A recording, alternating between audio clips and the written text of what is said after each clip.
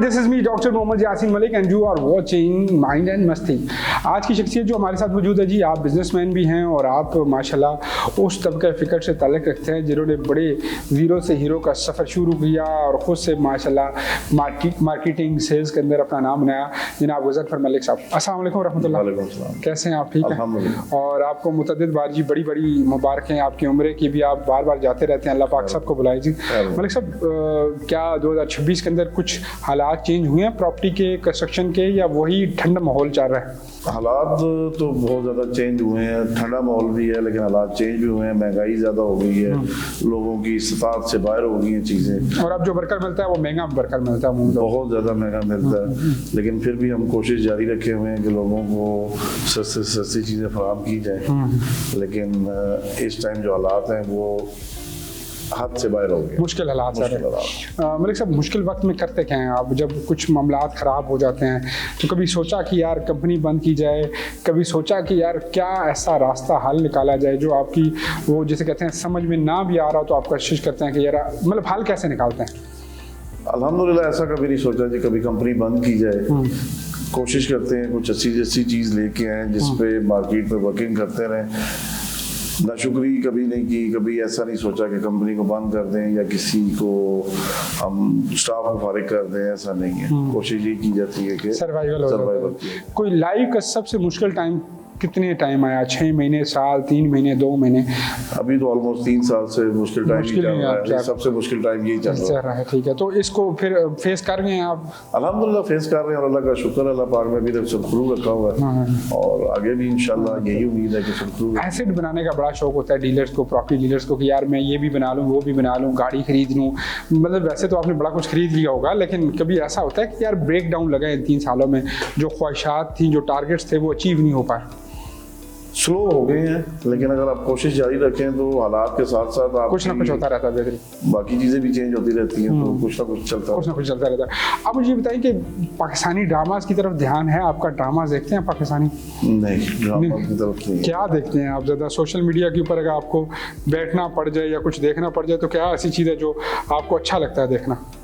ज़्यादा यही हम अपनी फील्ड के रिलेटेड चीज़ों को देखते रहते हैं या न्यूज़ चैनल्स को देखते हैं। ड्रामा की तरफ थोड़ा। न्यूज़ एंकर कौन सा पसंद है आपको? न्यूज़ एंकर वसीम बदामी वो पसंद है आपको? हॉट ऑल टाइम फेवरेट है वो आपके? जी ऑल टाइम। उसके अलावा अभी तो फिलहाल वही हैं।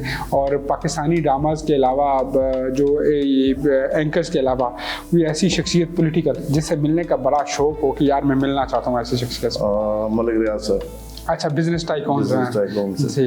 तो क्या सीखना कुछ चाहते हैं या बस उनसे सीखना चाहते हैं? देखें जी, पाकिस्तान में रियल एस्टेट में सबसे बड़ा चेंज लाने वाले he is a game changer. तो उनसे पहले भी उनसे सीखा और अभी भी उनसे सीखना चाहते हैं। ठीक है, तो लगता है कि उन्होंने जो बेहतरीन खिदमात पाकिस्तान के लिए की, जो उन्होंने इतनी बेहतरीन सोसाइटी बनाई, उनको ये उसका बदला नहीं देना चाहिए था जो आजकल उनके साथ हो रहा है, और उनको मुल्क से जाना भी पड़ गया, अपने इन्वेस्टमेंट भी उठानी पड़ गई, या फिर उनकी कोई गलती लगती है आपको? देखें, ये जो है ना कुछ उनकी भी गलती है, कुछ यहाँ पे हालात की भी गलती है, कुछ उनसे भी मिस्टेक्स हुई होंगी, जाहिर सी बात है। तो यहाँ तक हालात पहुँचे हैं, अदरवाइज हमारी हुकूमतें, हमारे इस्टेब्लिशमेंट अच्छे लोगों की है, आपको इससे कोई गिला नहीं है? गिला है भी और नहीं भी है। लेकिन ये तो कहना कि नहीं है गिला, किसी ना किसी चीज़ पे गिला तो है। ठीक है, अगर इलेक्शन कल होता है तो आप इस वक्त की जो है वो चीज़ों को मद्देनजर रखते हुए किसको वोट देंगे? सबसे बड़ा मुश्किल सवाल। तो किसको वोट डालना चाहेंगे? मतलब किसी को भी, आपकी चॉइस जो आपके माइंड में हो। चले शख्सियत भी ऐसी, इन सारी शख्सियात में कि आपके हल्के से कौन सी शख्सियत ऐसी खड़ी हो जाए तो आप उससे इत्तफाक करते हैं और उनको वोट करना चाहेंगे? टू बी वेरी ऑनेस्ट, साद रिजवी साहब। मतलब तहरीक लबैक पाकिस्तान। तो क्या वजह है इसकी? मेरा कुछ इस्लामी साइड में भी लगा हुआ है और उनके वाले साहब से बहुत ज़्यादा लगा हुआ है, तो यही वजह है। अगर इस्लाम का कोई बंदा इस्लाम की साइड से आएगा तो अल्लाह की तरफ से भी कुछ पर। चले, मैं इस मामले में आपका पेटी भाई हूँ मैं, ठीक है। ठीक है, अच्छा मुझे ये बताएं कि कभी बीवी से या कभी वालदा से कोई ऐसी पाबंदी लगी कि आपको लगे कि यार ये पाबंदी इसका मैं मुतामिल नहीं हूँ या मैं ये नहीं मानता?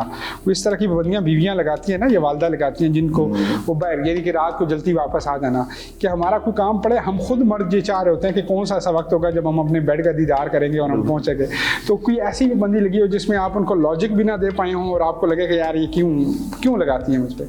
फिलहाल तो दूसरी शादी की। अच्छा आप करना चाहते हैं? नहीं, करना भी चाहते हो, मैं भी करना चाहता, लेकिन पाबंदी है। तो अगर मैंने वो सुन रखा है तारिक मसूद साहब को, वो कहते हैं कि जिसने करनी हो उसको पाबंदी कोई असर नहीं करती, वो कर लेता है। नहीं, जब आपके बच्चे बड़े हो जाएं और आपकी जो शरीके हयात है आपके साथ अच्छा टाइम गुजारा हो, मुश्किल टाइम गुजारा हो, तो फिर आपको ये चीजें देखनी पड़ती हैं। तो वो आपको लगता है कि भाभी ने अपने फ़राइज़ अंजाम दिया, मैं बेवफा नहीं हो सकता है? नहीं।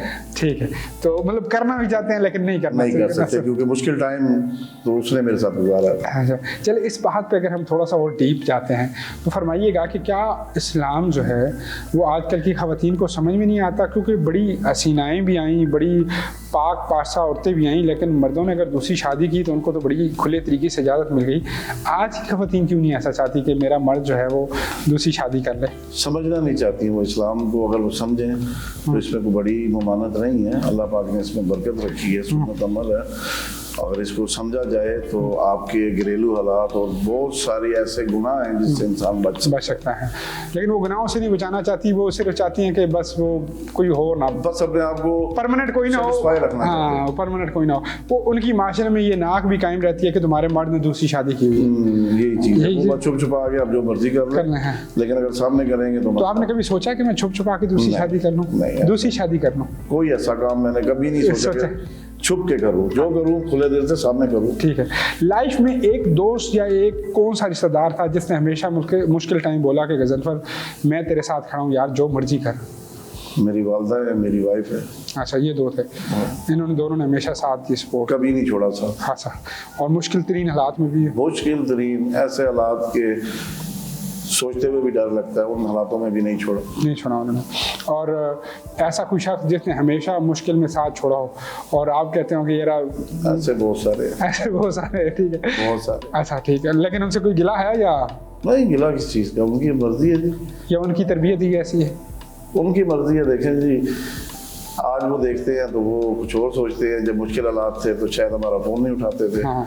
तो मुझे उनसे कोई गिला नहीं है। इससे मुझे बड़ा सबक मिला, इससे मुझे आगे बढ़ने का मौका मिला, सीखने का मौका मिला कि ऐसे जैसे लोगों के बीच में भी रहना पड़ता है। उस टाइम वो मेरी कोई हेल्प कर देते तो शायद मैं आज यहाँ पे ना होता। ठीक है, फरमाइएगा कि कभी ऐसा हुआ कि किसी शख्स के लिए बददुआ की हो कि यार अब जा तेरा फलां तेरा फलूं, किसी ने इस तरह डिच किया हो? नहीं, किसी के लिए नहीं।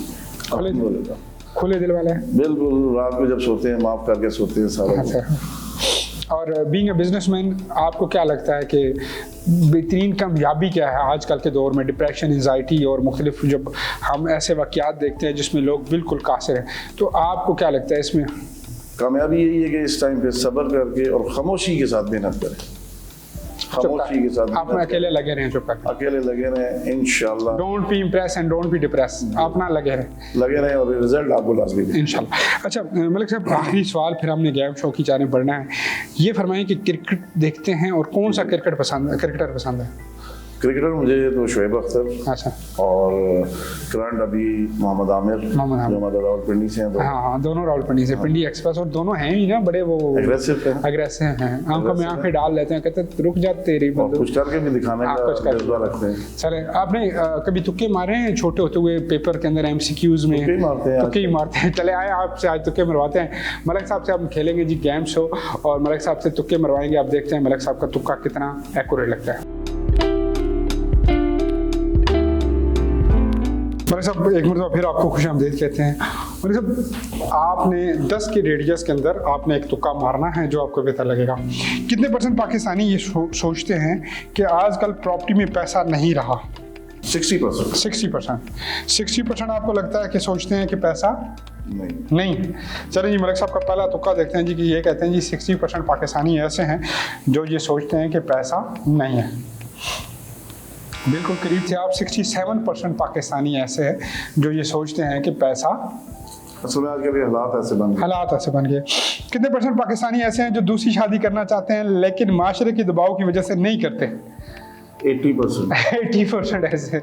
और 20% है दबाव मैनेज करके कर लेते हैं। चले जी देखते हैं जी कि कितने परसेंट पाकिस्तानी ऐसे हैं।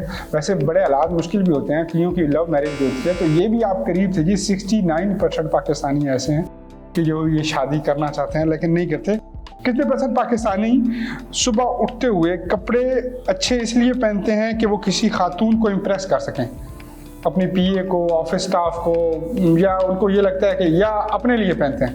45 to 50%, 50% कर लें। 50%, मतलब 50% अपने लिए पहनते हैं और 50%, और फिर कुछ तो ऐसे होंगे जो अच्छे पहनते ही नहीं होंगे, बस जो आया पहन लिया। जैसे हाँ, कितने परसेंट कह रहे फिर इसको? बस 50% पहनते हैं लड़कियों के लिए, बाकी आप अपने लिए पहनते हैं। चले जी देखते हैं। 41% ऐसे हैं जो अभी तक आप वैसे ओवरऑल अच्छा खेल हैं, आप खेलते हैं। चीजियस की जानिब से अगर आप फिनाले में जाते हैं तो 10 लोगों को, मतलब इकट्ठा फिनाले होगा, एक को 10 लाख रुपए मिलेगा जो विन करेगा। मुझे पता है आपको 10 लाख की जरूरत नहीं है, लेकिन आप अच्छा खेलते रहे। कितने परसेंट पाकिस्तानी ये मानते हैं कि डोनाल्ड ट्रंप पाकिस्तान का अच्छा दोस्त है?